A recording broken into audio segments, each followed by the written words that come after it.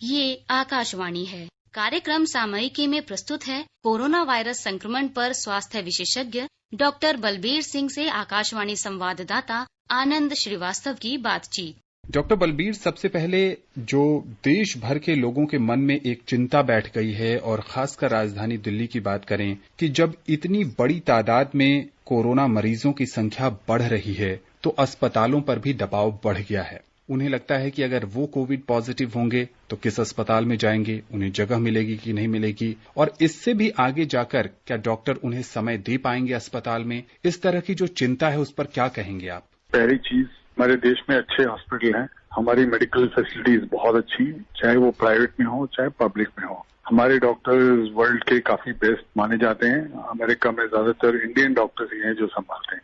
तो इसलिए हमें ये डर नहीं होना चाहिए कि हमारे पास मेडिकल फैसिलिटीज नहीं है, या हमारे पास डॉक्टर्स नहीं है जो हमें बचा सकते हैं, या हमारे पास नर्सेज नहीं है। ये सब है हमारे पास। अब रही बात की क्या कोविड पेशेंट को हॉस्पिटल में बेड मिलेगा कि नहीं मिलेगा। एक चीज अच्छी जो और है कि ज्यादातर 80% घर पे बैठ के भी ठीक हो सकते हैं। बहुत कम लोगों को हॉस्पिटलाइजेशन की जरूरत है। अगर मुझे चूज करना हो कि मैं किस पेशेंट को हॉस्पिटलाइज करूंगा तो मैं देखूंगा कि पहले तो उसकी एज क्या है।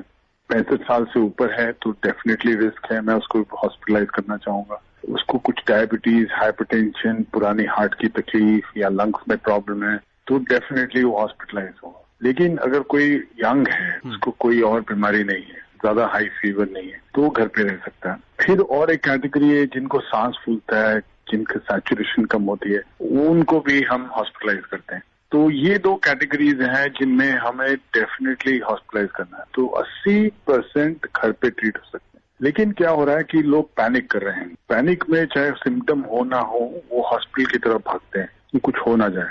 लेकिन हमें ये देखना है कि वो काउंसलिंग कर सकते हैं, घर पे इंस्ट्रक्शंस फॉलो कर सकते हैं जो हॉस्पिटल से मिल सकती है उनको। वो इंस्ट्रक्शंस बहुत सिंपल हैं कि आप देखो सांस फूलता है कि नहीं, आप 6 मिनट वॉक करके देखो, हमें पता लग जाएगा कि सांस का क्या हाल है। सैचुरेशन प्रोब्स आते हैं जो घर पे रख सकते हैं। और जैसे मैंने बोला, अगर एज ज्यादा है और कोविड पॉजिटिव है तो हॉस्पिटलाइज, तो हॉस्पिटल से बहुत प्रेशर कम हो सकता है। डॉक्टर बलबीर, कल जापान से एक शोध आया और उसके नतीजे ये कह रहे हैं कि भारत उन 15 देशों में शामिल है जहां पर लॉकडाउन खोलने के बाद कोरोना के सेकेंड वेव आने की संभावना काफी बढ़ गई है और उसका असर शायद भारत में दिख रहा है कि मरीज बहुत तेजी से बढ़ रहे हैं। ऐसे में जो देशवासी हैं, जो एक बार फिर से अपने रोजमर्रा के जीवन में बहुत हद तक लौट रहे हैं या लौट गए हैं, कौन कौन सी सावधानियां बरतें जिससे कि वो कोरोना से बच सकें? हमें ये समझना है कि वायरस कहीं नहीं जा रहा। वायरस खत्म हो सकता है अगर हमारे पास उसकी दवा हो या वैक्सीन हो। ना हमारे पास दवा है ना वैक्सीन है। तो अगर हम लॉकडाउन करते हैं और फिर खोलते हैं तो रिबाउंड करेगा ही करेगा। तो अगर हम लॉकडाउन नहीं कर सकते, अगर हम उसको अवॉइड कर सकते हैं, तो हमारी रिस्पॉन्सिबिलिटी हमारे पास है, हमें अपने आप को बचाना है। तो ऐसा कुछ ना करें कि हमें बाहर जाने की आवश्यकता नहीं है तो मत जाइए। मैं तो लोगों को ये भी नहीं कहूंगा कि मॉल्स वगैरह जाने की जरूरत नहीं, चाहे खुले हैं। जो चीज बहुत एसेंशियल नहीं है वो छोड़ दीजिएगा। तो इसलिए मास्क यूज करना। और मैं एक और चीज बताना चाहता हूँ कि यंगस्टर्स को होगा तो वो शायद जैसे चीटी काटी है, उन कईयों को पता भी नहीं चलेगा हो गया। So they are the front line fighters, कि वो हमारे को हर्ड इम्यूनिटी देंगे। जब हमारी 60% पॉपुलेशन को ऐसी बीमारी हो जाएगी, चाहे उनको पता लगा चाहे नहीं लगा, तो ये वायरस अपने आप डाई डाउन कर जाएगा। तो यंगस्टर्स को ध्यान देना है कि वो घर पे एल्डरली के साथ इंटरेक्ट ना करें, क्योंकि हो सकता है उनको हो जाए और पता ना चले, क्योंकि उनकी इम्यूनिटी इतनी अच्छी होती है, वो वायरस को अटैक करके खत्म कर देते हैं। तो जब वो घर आए तो बड़े बुजुर्गों से दूर रहें, उनके साथ खाना भी ना खाएं और दोनों मास्क पहन के रहें। अगर दोनों ने मास्क पहना हुआ तो ट्रांसमिशन का रेट बहुत कम हो जाता है। तो ये छोटी छोटी प्रिकॉशंस है जो हमें लेनी पड़ेंगी, सोशल डिस्टेंसिंग, हैंड वॉशिंग और मास्क। डॉक्टर बलबीर, आपने हर्ड इम्यूनिटी की बात की। 1918 में आपको याद होगा दुनिया भर में स्पेनिश फ्लू का कहर था और उसकी भी कोई दवा या टीका उस समय नहीं आया था और लोग हर्ड इम्यूनिटी के सहारे ही उस महामारी से निकल गए। हमारे श्रोताओं को थोड़ा आसान शब्दों में बताइए कि ये हर्ड इम्यूनिटी क्या होती है। 1918 में तो आप सोचेंगे मेडिकल फैसिलिटी बिल्कुल कुछ नहीं थी, टीबी का इलाज भी नहीं था। स्पेनिश फ्लू की मोर्टेलिटी इस वायरस से बहुत ज्यादा थी। तो आप इमेजिन करो वो भी खत्म हो गया 6 महीने में, तो ये भी खत्म होगा। तो हर्ड इम्यूनिटी होती है कि जब पॉपुलेशन में ये वायरस जाता है तो वायरस को खत्म करने के लिए हमारे पास कोई औजार नहीं है। जैसे आज की डेट में हमारे पास अभी तक कुछ नहीं है, तो ये इन्फेक्ट करता है सबको। अब हम जानते हैं कि 80% एसिम्टोमेटिक होंगे या माइल्ड सिम्टम होंगे और कुछ को ज्यादा सिम्टम हुए और कुछ की डेथ होगी, तो ये हम जानते हैं साइकिल। बट ये वायरस स्प्रेड करेगा। अगर हम देखते हैं दिल्ली में कि 1600 केस या 1800 केस हुए हैं, टेस्टिंग उनकी होती है जिनके सिम्टम्स होते हैं, कई इसके एसिम्टोमेटिक जो होंगे जो उनको पता नहीं चल रहा, तो स्प्रेड हो रहा है। ये स्प्रेड होता है जब इन्फेक्शन होता है तो उसके अगेंस्ट एंटीबॉडीज बनाती है बॉडी। 2 तरह के एंटीबॉडीज, एक टी सेल होती है, एक आईजीजी होती है, दोनों बनाती है। ये वायरस को फाइट करती है। तो नेक्स्ट टाइम जब अगर इन्फेक्शन होगा तो वो उसको फाइट कर ले। तो जब वायरस को 60% पॉपुलेशन मिलेगी कि जिसके पास इम्यूनिटी है, तो वायरस स्प्रेड नहीं कर पाएगा आगे और डाई आउट हो जाएगा। तो जब तक कि कोई इलाज या टीका नहीं आ जाता तब तक हमें सावधानी बरतनी है। बार बार डॉक्टर बलबीर यही कह रहे हैं।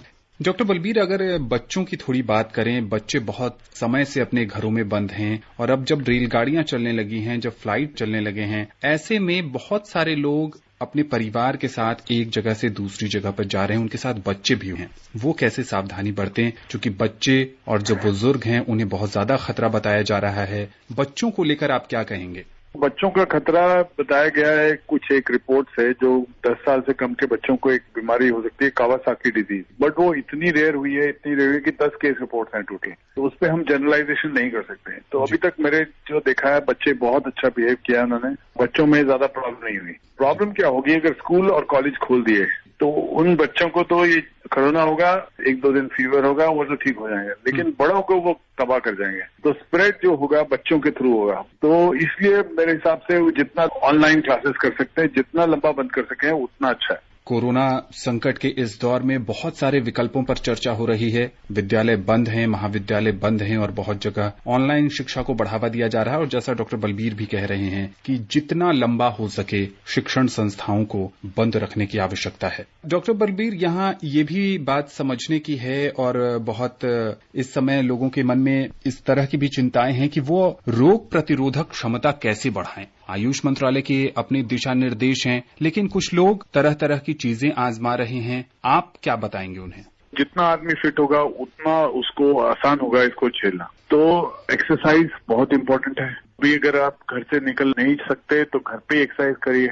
अगर आप ओपन में जा सकते हैं तो वॉक करिए। अपनी अगर डायबिटीज है तो बहुत अच्छे से कंट्रोल करिए। बीपी बहुत अच्छे से कंट्रोल करिए। कुछ लोगों का मानना है कि जिंक और विटामिन सी से फायदा होता है। हम लोग सजेस्ट कर रहे हैं कि लोग सिंपल रेमेडीज हैं कि विटामिन सी खाएं और जिंक खाएं, उससे कोई नुकसान नहीं है। तो ऐसी सिंपल चीजें कि अपना प्रोटीन डाइट अच्छा रखें, ड्रिंकिंग कम से कम करें, ये कुछ अच्छी चीजें हैं जो इम्यूनिटी अच्छी रखें। डॉक्टर बलबीर, यहाँ थोड़ा आप श्रोताओं को ये भी समझाएं कि वो आए दिन अखबार में पढ़ते हैं या न्यूज चैनल के माध्यम से सुनते हैं कि इस वैक्सीन का दूसरा ट्रायल चल रहा है या सेकेंड फेज का ट्रायल चल रहा है, अब थर्ड फेज में जाने की तैयारी है। ये वैक्सीन के फेजेस क्या होते हैं? तो वैक्सीन के फेज क्या होते हैं कि पहले तो उसको बनाया जाता है लैब में। वैक्सीन जब बनती है तो उसका पहले फिर एनिमल्स में ट्रायल होता है। तो इस केस में माउस पे ट्रायल हुआ है, मंकी में ट्रायल हुआ है, एक एनिमल होता है फेरेट, उस पर ट्राई हुआ।